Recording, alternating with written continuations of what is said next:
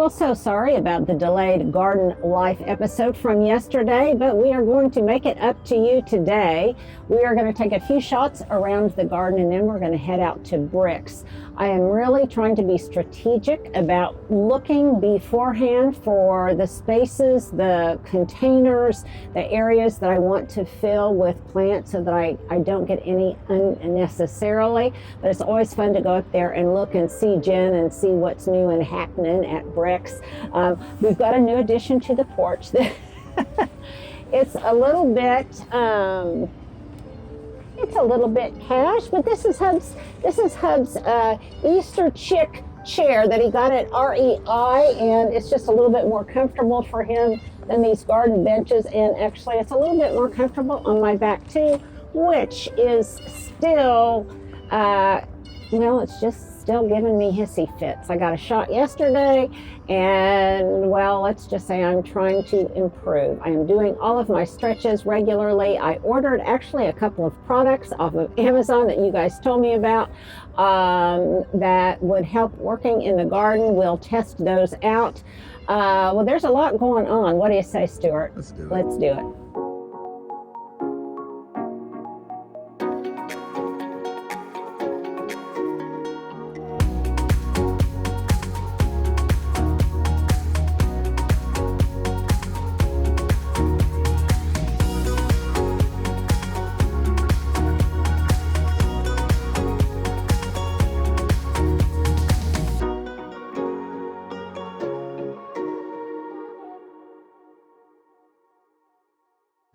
Well, as I am looking around the front garden to see what spots I need to fill at bricks, let us just take a moment to see the grandeur of the gorgeous Eastern redbuds. I think we explained, was that in the last video, the difference between Eastern and Oklahoma redbud? You can even see how it's repeated in the distance by my neighbor's redbud trees. So I absolutely love them.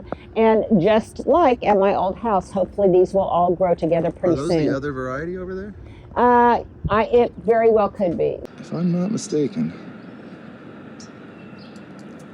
And you see in the back, there's the lighter color. And in the front, there's the darker color. And upon closer inspection, I might be convinced that this is both kinds of red buds doing a dance.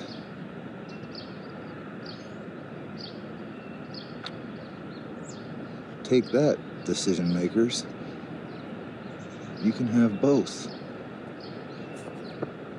It may be some kind of mutation. I'm not sure. I am not sure. I think they planted it when their daughter was born. So I'll have to do a little bit of research on that.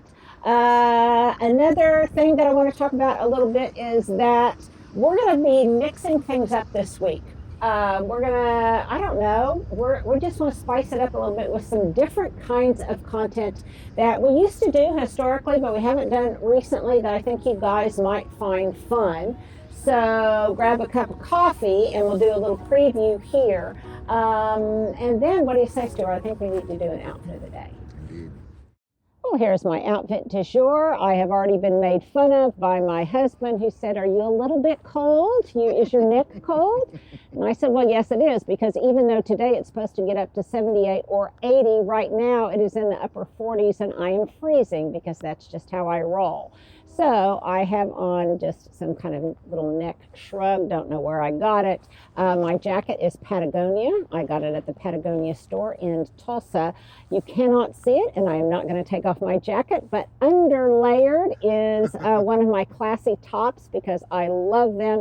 When I exercise later today, I can just shed the jacket, and I will have on my leggings that I got from, what do those say?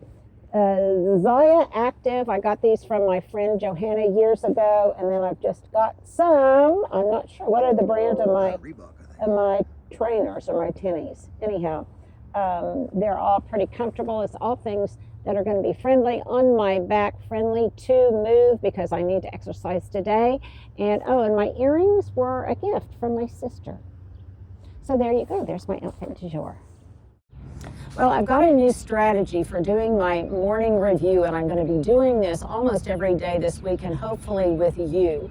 It's going to be more of a conversation that I have with myself and with you as I just talk and review my garden beds as I go along. And I've developed a new kind of methodology that I'm hoping will work for me based on something. Oh, actually, it was a way that I saw Martha Stewart do it in that documentary on her. I realized that in the past I've taken lots of notes, and I usually do them on sheets of paper. Sometimes I'll do them directly into my garden journal, but they're all in different places, and then I have a hard time going back and finding them to actually execute.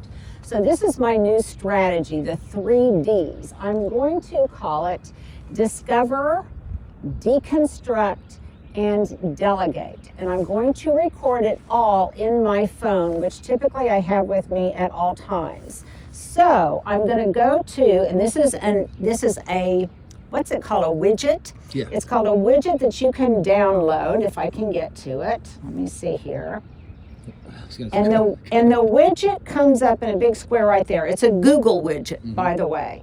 And it has different tasks. And I can put in my tasks. I can put in all sorts of lists. Well, I am starting one called different reviews of parts of my garden. So this is going to be the front garden review. And what I'm going to do is I'm going to add tasks, and I'm actually going to dictate the tasks that I discover.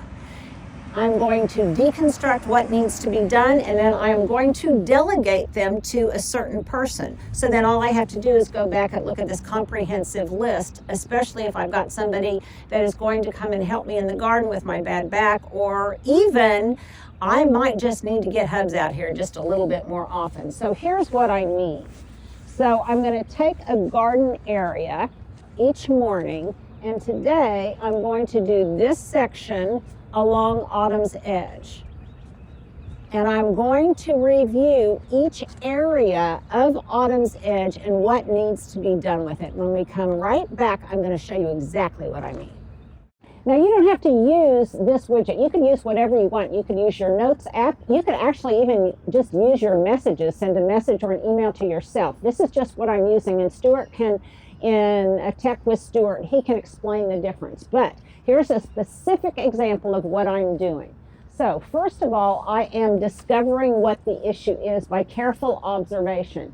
So in here, I notice that some of the ajuga is coming out, but some of it is not, and it needs a little bit of just pruning. And I'm noticing that, and then I'm going to put that on my list. I am deconstructing what needs to be done, and on that list, it's got Linda. In addition to it, it also has Jardin Cage. Now, what do I mean by that?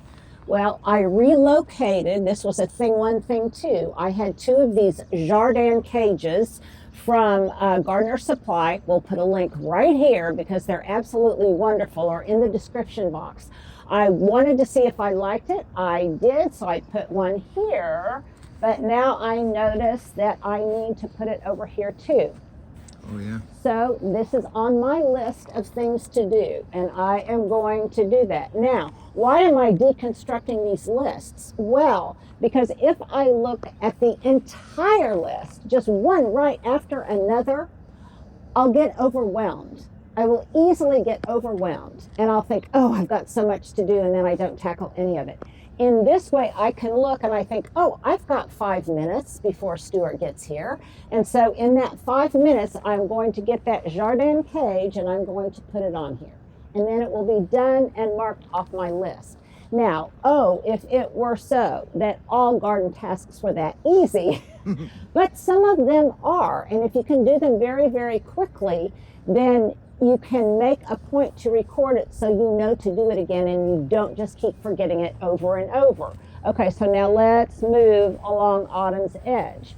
Okay, finally, I am discovering that the tulips are starting to come out. This is Vidal, this is that Color Blends blend. These are going to bloom first. So that means that the entire of the front yard, before it starts turning into that orchestration of pinks and sorbet colors, it's going to be all in blue and white, which I love, and I'll make sure to record that. So I did that. I discovered, before we started this little morning coffee review with Linda, that I had a dead boxwood in here. That made me realize in my discovery process how much harder in this last freeze that we got, the east side got hit than the front, than the other exposures, than the south, than the west, or whatever. I really noticed that in a number of different areas, so I'm going to record that in my garden journal and think to myself that in future planning, I need to take into account that this exposure is probably going to be hit more by really cold extremes than other areas of my garden, and take that into account. Will I replace that dead boxwood? Probably not, because these are some of those wonderful, I believe these are heritage, better boxwoods. These will fill out soon enough, and they will completely fill those round orbs. So nothing that needs to be done there, but I did observe it and pull out the dead one. Right here, I have a village of what I thought was heritage, but I believe it might be skylight. Linda needs to prune these, so I will prune these back. Again, it won't take me any time at all. In 5 minutes, I can easily prune these back, and it won't even hurt my back because I am standing and these are up high, so I won't even have to bend over. Okay, moving along. I see my apple blossom roses are coming out and they're looking beautiful. I've got a tiny little bit of pruning on them that needs to be done, some of the dead canes, and I will do that. But I am also noticing that I need to feed them with some Espoma rose tone. So I'm going to add that to my list. Espoma rose tone. And again, I can dictate all of this if I so choose, and I'm going to delegate this. So this morning, Hubs is going to go to Ace Hardware for me to get some potting soil, some other things, and I just put on my list, I am delegating that to Hubs, that he needs to get some rose tone as well. I can take a picture of it and send it to him, and he knows exactly what I'm talking about. Okay, so Espoma rose tone, Dad, that is on my list. Okay, I can save that. Okay, moving along, I see that this great big boxwood needs to be pruned, but oh no, I am not going to do that. That would just make my back scream. So, large boxwood needs to be pruned. Victor. I will get Victor to do that. And see what I mean? It's making a list. Large boxwood needs to be pruned. Victor. So in short order, I can really whip this into shape. And these are the things that I'm going to be showing you in the morning as I go along, not necessarily with this great explanation, but I'm just going to be pointing, discovering, delegating, and deconstructing what needs to be done. Something else that I am noticing here is some of these tiny little narcissa, man, did they get burned. None of them came out. See right here? These just got burned by the winter chill, but for some reason, and I'm going to keep those bulbs in place because I'll let these perennialize. Right there really got hit, probably because there was a water issue, but look at all of these are starting to flush out. And I might even still get some very, very late blooms off of them. So I am also noting that in my garden journal. Note the development of daffodils on autumn's edge, record in journal. Linda. And I'm saving that. A bunch of them. I'll repeat the same rose tone here a little bit later. And what I'm going to say now, once Hubs gets the rose tone, apply Espoma rose tone, Linda. Okay? These don't need to be pruned too much. They're looking pretty good. I am also not only looking at my plant material, I'm looking at sprinkler heads. Do any of the sprinkler heads need to be modified? Are there areas that later I might want to come back and mulch? I'm going to hold off on assessing that till I do another morning review, because right now some of these things are going to grow out so much mulch might not be necessary. If there's any little weeds here or things that I am immediately noticing that I could take care of Johnny on the spot or Linda on the spot, then I will. Here is an opportunity for seedling identification, and I believe that's a little red bud, but I don't want it there, so I'm going to pull it out. Observing the same things about these, probably got hit hard by the freeze, but the daffodils and the tulips, they're slow, but they're starting to come out. If I wanted to take any little pinches off of my sedum, I could do that now, and I could add it to my little sedum pots on the top. Not going to do that now. Don't need to trim anymore on the kaleidoscopobelia. That's already been done. I see a few leaves that need to be cleaned up in here, but that's an easy fix. Those have already been pruned back. I see a spot right in there where I want to relocate, and I'm going to take a picture right here to remind myself. There is a Fire Chief arborvitae up in there along the edge, just behind the maple tree that's really, really crowded, and I want to move it out here where those brown sticks are. So I'm going to add that to my list. Move Fire Chief arborvitae to in front, the south side of the October Glory maple, Linda. Again, that's something that really won't take much time if I'm out here and I'm already mucked up and dirty. I can do that in short order. And in just a few minutes, I really already have a plan for this entire area. Some of it I'm doing, some of it someone else is going to be doing, but I will have it recorded right here, not on a sheet of paper that I have misplaced, that's someplace in the kitchen or on my desk and I can't find it again. I've got it right here. I've got who is going to do it, and I might even start recording approximately when. So there you go. There was my garden review with Linda and her coffee in the morning. I'm going to try to be doing this in other sections of the garden. I encourage you guys to do it along with me. It's going to be more of a conversation, not a lot of me looking at the camera. It's just going to be a tool for both of us to use to see that these garden chores get done.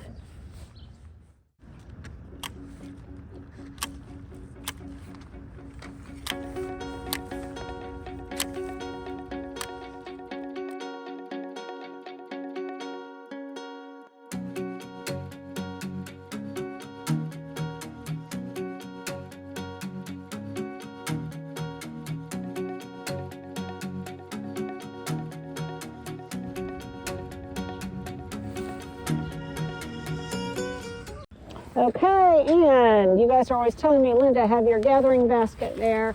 And I just moved it down here, so I'm picking up my clippings. You can see this didn't take me any time at all once I really was motivated to do it.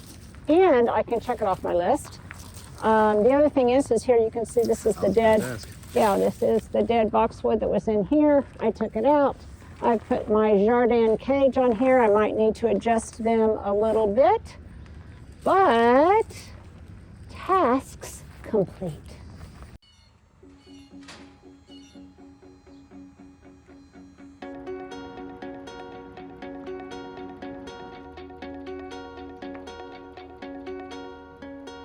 Ooh, gotta love viburnums. Sugar and spice viburnum. I don't know that I have a place for it, but viburnums are so underused.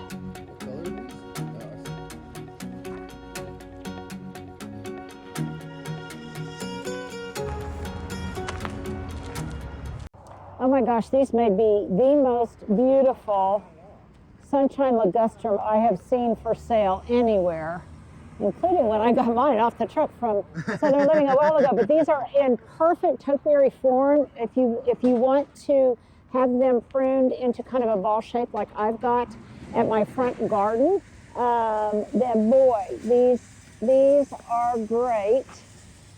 Let's see what else they've got.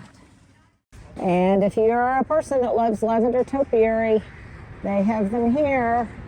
And these are really, really good shape, and they're not a bad price. Oh my gosh, Stuart just about exploded when he saw these raised beds. It's giant. Now, yeah, these are fabulous. These are absolutely fabulous. I will have to ask Jen about these. These are wonderful, and boy, if my yard was bigger, I would definitely have these. They're wonderful. They're on casters, and they look like they've probably been made from recycled wood that I'm sure has, you know, it doesn't have any toxins in it or whatever, so you wouldn't have to worry about that leaching into the soil. But oh my gosh, these are fabulous. And I'm wondering if they've got them here for sale or if they've just got them here for display. I'll have to ask Jen. Now at the fairy tale house, I had lots of this creeping phlox and I absolutely loved it. But it starts looking ratty later in the season, and I just didn't want that on my front beds at the cottage. They also have lots of catmint, lots of nepeta, and I am spying some of this variety from Red Dirt, a local grower, chartreuse on the loose. This is absolutely beautiful. And it's in this colorful sun. You know what? This might be an option for my window box. So definitely let's keep my eye out on that. Well, here I am at one of my favorite places on earth. I am at Bricks on Classen and Northwest 40th in Oklahoma City to visit with one of my favorite people on earth, Jen. She is busy unloading all sorts of crates and carts right now with seasonal goodies that are absolutely beautiful, and I have come to take advantage of some of them based on the color palette that I've got going in my front garden right now. So let's take a look at what she's got here. Okay, so truth be told, I'm just looking at things and then handing them to Stuart, and he's putting them in the cart for me so I don't have to bend down too much. This is very much my signature style palette that I've got going right now in the front yard. It is purples and blues and whites, and I'm trying to go with more perennials in the window box that I think will be more enduring. So if I get a mixture of both perennials along with the euonymus that I've got in there and the Sunshine Ligustrum, I think I can come up with a combo. Then all I have to do later is add a few annuals. So hopefully this shopping trip won't be major. I'm also going to be looking for some vegetables and some herbs. Since I didn't get all of that into my planting boxes until late, I might rely more heavily on starts than I have in the past, but we'll just have to see what they've got.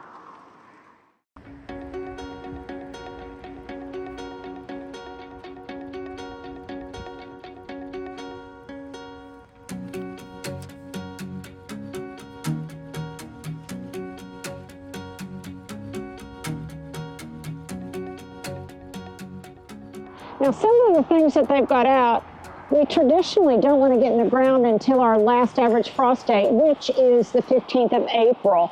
But looking 2 weeks ahead, it doesn't look like there's any kind of frost in the works. If so, it will be a very mild one, and we could probably take some measures to kind of mitigate any kind of frost damage. But they've got some really pretty things here that I might decide to go ahead and pop into my front window box. These are annuals that aren't always cold tolerant, but I think I can probably be a little bit more liberal in thinking what I want to do about that right now, since the weather looks like it is really going to warm up.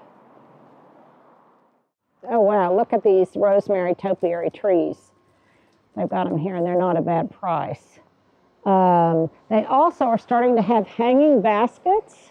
Some of these, and they've got lots of coleus. Now, I'd probably keep, the coleus really doesn't like much of a frost, so I'd be placing them in an area where you can really protect them. Okay, now they also have an indoor area that you'll probably want to check out. If for no other reason than you want to take a look at Boykin Farm stuff that all comes packaged, grown, everything at Jen's farm. Cowboy candy. Oh my gosh, the cowboy candy is to die for. It's my favorite thing. But now I'm seeing some peach jam. I might need to take some of this peach jam home with me. I will just set it right here on a really great English muffin toasted with cream cheese. Nothing's better. Yeah, darling logo.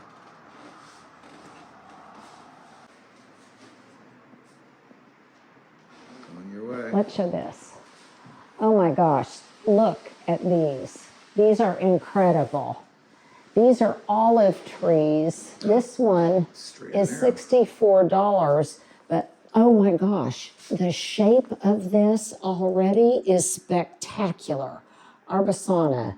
Oh, these are great. And I see one there. If you guys want these, you're going to have to come and snap these up because I imagine somebody's going to come in and get these very quickly. And she's got another one here.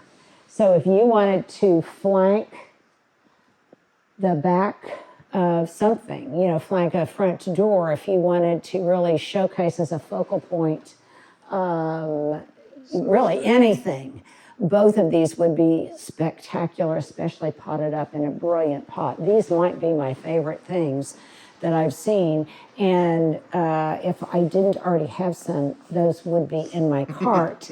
And by the way, I am going to be showing what I'm going to be doing with my olive trees this week and how I'm going to be pruning them. Okay, so what I'm looking for here, early signs of any kind of lantana. Now, obviously, they just unloaded this all off of the truck. I'm not seeing any yet. It's a little bit early for lantana, but it's a risk I might take because it does so well at my house. I am seeing lots of herbs in here. This is a good video. It's so much color. Yeah, so much color. This is how you get seduced when you come to the nursery. And then you get home and you take one little 4-inch of each thing and it just kind of doesn't translate once you get it home. But stuff does grow. Ooh, this looks like a really good hanging basket right here, and I don't even have to bend down very far. Look at that beautiful bacopa. Boy, that's a beauty. That is a beauty. And it's kind of in my color palette. Great hanging baskets.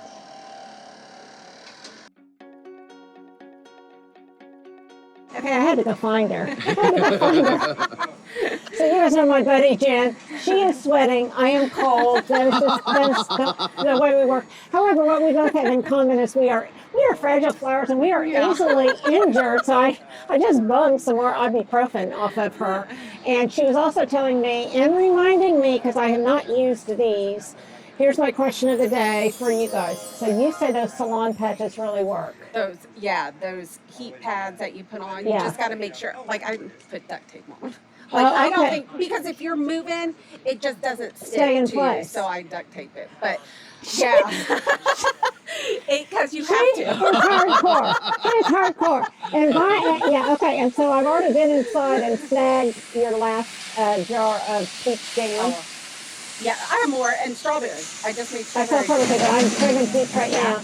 And her cowboy candy is crack cocaine. It is Boykin Farm stuff. Yeah. So we're going to have to do a whole thing with you on how, can people buy online now from you? No, or just from here? Rick's, and I'm going to be at the Plenty Mercantile on Saturday. Okay. And then the first market, the first Friday. Oh yeah, at 30th Street Market.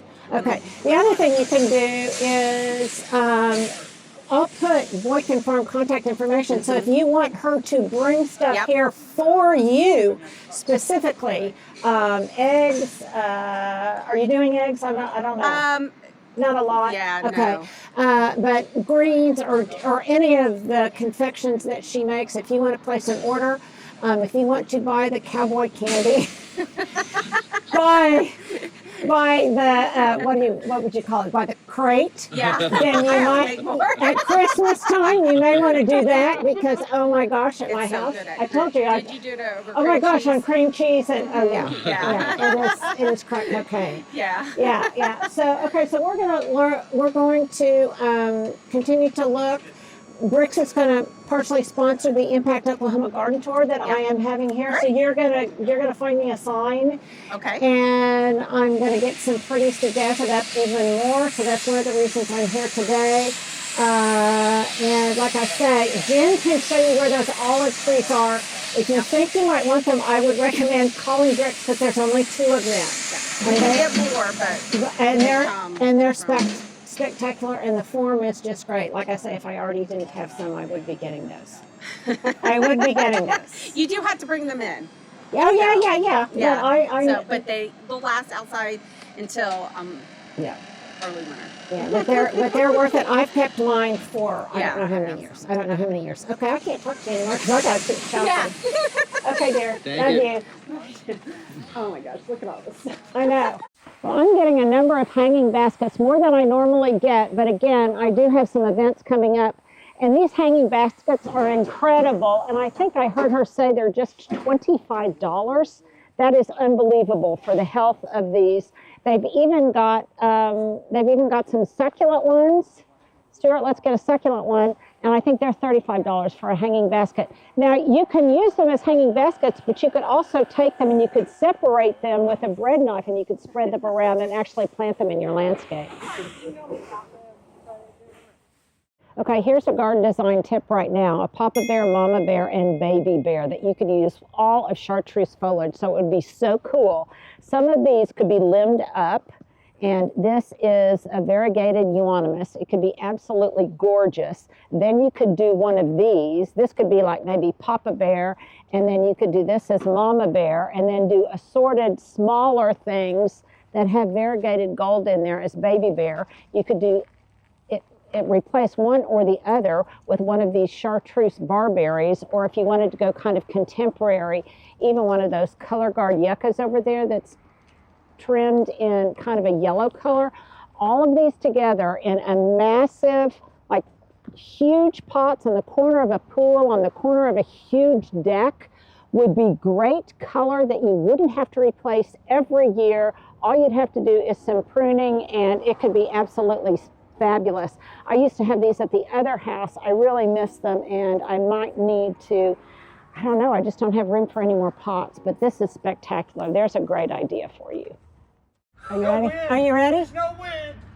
Okay, there's no wind. It's a miracle. It's an Oklahoma miracle. Some of you were asking about the Japanese maples that I've got in the back, and some of them they've got here. And you guys might want to check this out. Some of them are just, what I like about them is you can really see what size they are, the scale and the shape. And if you are looking for a particular shape, as I always am, then this is a good place to look. They are in good, manageable sizes that you can plant yourself. And there's all different kinds of varieties. They've got some peach trees and things, and I'm sure they'll be getting in some more. I also love these really tall, kind of more columnar ones. Are these blood goods? What are these? Hefner's Red Japanese Maple, and this is a great price, you guys, $244. And they've got two of them if you wanted to flank either side of a front door or something. These are really, really wonderful. And gardener's tip, Stuart, we need to put a little tip right here. This Hefner's Red, Jen just told me, can handle more sun. So if you've got an area, as we all do in Oklahoma, that has to have something planted there that can handle more heat and handle more direct sun, then you might want to look at these varieties. They're absolutely gorgeous. They're a gorgeous shape, and I think they're a great price. And I think I'm going to be coming back tomorrow to look at the veggies because I've kind of run out of time today. But really, guys, support your independent nurseries because not only do they have varieties that I think are a little bit more unusual, you get tremendous help and information from the people that work at these locations.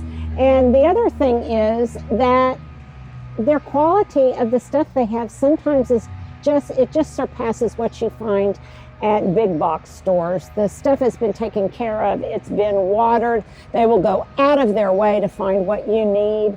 And there is just, you've just got nothing to lose by spending the day at Bricks. So there you go. Thanks for hanging out with me on this belated Garden Life Sunday/Monday.